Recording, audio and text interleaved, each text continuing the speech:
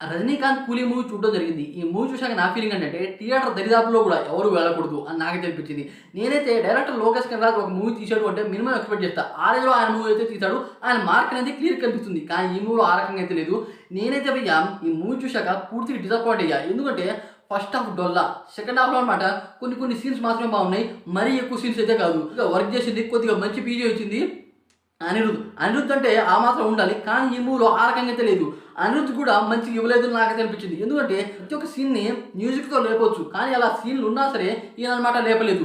కావాలనే ఈ రకంగా చేశాడో లేదా లోకే ఈ రకంగా చేపించాడో అనేది ఎవరికీ అర్థం కాదు. అయితే ఈ మూవీలో చాలా మంది యాక్టర్స్ అయితే ఉన్నారు. రజనీకాంత్ గారు ఉన్నారు, ఉపేంద్ర గారు ఉన్నారు, నాగార్జున గారు ఉన్నారు, శోభిన్ గారు ఉన్నారు, అమీర్ ఖాన్ గారు ఉన్నారు.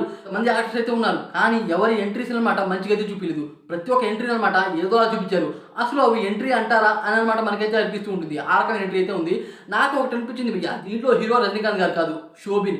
ఎందుకంటే రజనీకాంత్ గారి కన్నా శోభిన్ గారే ఎక్కువ కనిపించారు. అసలు ఈ మూవీ కాన్సెప్ట్ ఏంటంటే గోల్డ్ స్మగ్లింగ్. అదే కాకుండా రక్తం తీసుకుంటారు కూలీల దగ్గర. ఆ రక్తాన్ని టెస్ట్ చేస్తారు. ఆ రక్తం బాగుంది అంటే వాళ్ళ గుండెను అనమాట అమ్మేస్తారు. ఈ రకంగా వాళ్ళు పెద్ద స్థాయికి అయితే వెళ్ళిపోతారు. నాగార్జున, శోభిన్ గారు వాళ్ళని ఎదుర్కోవడానికి మన రజనీకాంత్ గారు అయితే వెళ్తారు. ఎందుకు వెళ్తారు? దాంట్లో అనమాట సత్యరాజ్ గారు అయితే ఉంటారు. సత్యరాజ్ గారు అలాగే రజనీకాంత్ వీళ్ళిద్దరూ అయితే సత్యరాజ్ గారి కూతురు శృతి హాసన్ ఈ రకంగా అయితే ఉంటుంది. అయితే సత్యరాజ్ గారి కోసం అనమాట ఈ రకమైన ఫైట్ అయితే జరుగుతూ ఉంటుంది. చిన్న కాన్సెప్ట్ కానీ డైరెక్టర్ లోకేష్ కనగరాజు అనమాట దీన్ని ప్రజెంట్ చేసే విధానంలో పూర్తిగా ఫెయిల్ అయ్యారు నాకైతే అనిపించింది. అసలు కొన్ని సీన్స్ అనమాట ఎందుకు పెట్టాడ్రా, అసలు ఎందుకు ఉంచాడ్రా అని నాకైతే అనిపించింది. ఉపేంద్ర గారు అయితే ఉన్నారు. ఉపేంద్ర గారు ఎందుకు వచ్చారా అంటే ఫ్లాష్ బ్యాక్ లో ఏదో ఒక సీన్ ఉంటుంది. అలాగే రజనీకాంత్ గారు అయితే ఉంటారు. రజనీకాంత్ గారి ఫ్లాష్ బ్యాక్ ని కూడా ప్రాపర్ గా అయితే చూపించలేదు, మంచిగా చూపించలేదు. రజనీకాంత్ గారి ఫ్లాష్ బ్యాక్ చూపించాలి అంటే చాలా బాగా చూపించవచ్చు. కానీ లోకేష్ కనగరాజ్కి అసలు ఏమైంది, ఆయన అనమాట పూర్తిగా రాసుకుని తీసాడా లేదా వేరే వాళ్ళ స్టోరీని అనమాట కొద్దిగా మాడిఫై చేశాడా అనేది అనమాట ఎవరికి అర్థం కాదు. అమీర్ ఖాన్ సినిమా క్లైమాక్స్ లో అయితే వస్తాడు. అసలు ఎందుకు వచ్చాడో కూడా ఎవరికి అర్థం కాదు. ఆయన కూడా రజనీకాంత్ తో భయపడతాడు. ఏంటంటే ఫ్లాష్ బ్యాక్ అంటారు. అదే కాకుండా నాగార్జున గారు రజనీకాంత్ చూసి భయపడతారు. ఎందుకంటే ఫ్లాష్ బ్యాక్. ఇలా ఫ్లాష్ బ్యాక్ అని చెప్పి దొబ్బేశారు అని క్లియర్గా చెప్పొచ్చు. ఫ్లాష్ బ్యాక్ ని మంచిగా చూపించారు అంటే అది కూడా లేదు. ఇంకోటి ఏంటంటే మౌనిక సాంగ్, దీంట్లో పూజా హెగ్డే గారు అయితే ఉన్నారు. పూజా హెగ్డే అసలు అక్కడ ఐటమ్ సాంగ్ అయితే చేయకూడదు. తన ఒక పెళ్లి కూతురు అనమాట ఐటమ్ సాంగ్ చేపించాలి అయితే చేస్తారు. వామ్మో, కొన్ని లాజిక్ లేని సీన్లు అనమాట పెట్టారు ఈ మూవీలో. అసలు ఎందుకు ఏమిటి అనేది అనమాట చాలా మంది కన్ఫ్యూజ్ అయిపోతారు. చాలా మంది అనమాట నిద్ర వచ్చేస్తుంది.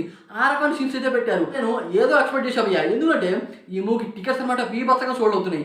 కాకపోతే మూవీలో చూస్తే మాత్రం ఏమీ లేదు, పూర్తిగా డొల్లా. చాలా మంది అనమాట ఈ మూవీ చూశాక మళ్ళీ తిరిగి రావాలి, మళ్ళీ తిరిగి చూడాలి అనమాట ఆ ఫీలింగ్ అయితే రాదు. లోకేష్ కనగరాజు తీసిన మూవీస్ అనమాట విక్రమ్ అండ్ లియో అలాగే మాస్టర్ వీటికి అనమాట మళ్ళీ వెళ్ళి చూడాలా అని మనకైతే అనిపిస్తూ ఉంటుంది. కానీ కూలీ మూవీకి ఆ రకంగా అయితే కాదు. కూలీ మూవీకి టైటిల్ మంచిగానే పెట్టారు. కానీ ఆ టైటిల్కి తగ్గ సినిమా లేదు, కంటెంట్ లేదు నాకైతే అనిపించింది. వామ్మో అని నేనైతే ఎక్స్పెక్ట్ చేశాను. ఎందుకంటే దీన్ని ప్రొడ్యూసింగ్ చేసింది సన్ పిక్చర్స్ వాళ్ళ దగ్గర బీభత్సమైన మనీ అయితే ఉంటుంది. అందుకే అనమాట చాలా పెద్ద కాస్ట్ ని చాలా మంచి యాక్టర్స్ అయితే ఈ మూవీలో పెట్టారు. అంతమంది యాక్టర్స్ ని పెట్టినా వాళ్ళకి మంచి క్యారెక్టర్ అయితే లేదు. క్యారెక్టర్ అనమాట పూర్తిగా మిస్ అయిపోయింది. దానివల్ల ఇంతమంది యాక్టర్స్ ఉన్నా సరే వాళ్ళని ప్రాపర్గా అయితే వాడుకోలేదు లోకేష్ గారు. దానివల్ల ఈ మూవీ కొద్దిగా డల్ అయింది. పూర్తిగా డిసప్పాయింట్ చేసేస్తుంది అందరినీ. ఎంతమంది వెళ్ళినా సరే అంతమందిని. నేనైతే రజనీకాంత్ గారు, లోకేష్ కనగరాజు వీళ్ళ కాంబినేషన్లో విధ్వంసం క్రియేట్ చేసే మూవీ అనుకున్నా. కాకపోతే విధ్వంసం కాదు, డిసప్పాయింటింగ్ మూవీ వచ్చింది. సీన్ ప్రతి చోట అనమాట గతం గురించే చూపించారు భయ్యా. గతం లేకపోతే బాగుండేది అని నాకు అనిపించింది. ఎందుకంటే రజనీకాంత్ గారు వింటేజ్ లుక్లో బాగానే ఉన్నారు.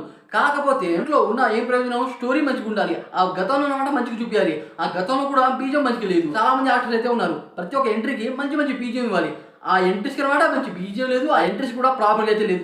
అనమాట ఈ ఎంట్రీస్ చూసి బీభత్సంగా డిసప్పాయింట్ అయ్యారు. ఆ రకంగా థియేటర్లోనే అనిపిస్తుంది. ఎందుకంటే కొంతమంది ఫేస్ని చూస్తే మేము ఎందుకు వచ్చారో ఈ సినిమాకి అని అనుకునేలా వాళ్ళ ఫేస్లో అయితే కనబడుతూ ఉంది. నేనైతే ఏదో ఎక్స్పెక్ట్ చేసలే కానీ ఈ మూవీలో ఏమీ లేదు. పూర్తిగా డిసప్పాయింట్. ఈ మూవీకి నేను ఇచ్చే రేటింగ్ 2.3. ఒకవేళ ఈ మూవీ మీరు చూసినట్లయితే మీకు ఎలా అనిపించింది అని డెఫినెట్ కామెంట్స్ వీడియో చేయండి ఫ్రెండ్స్.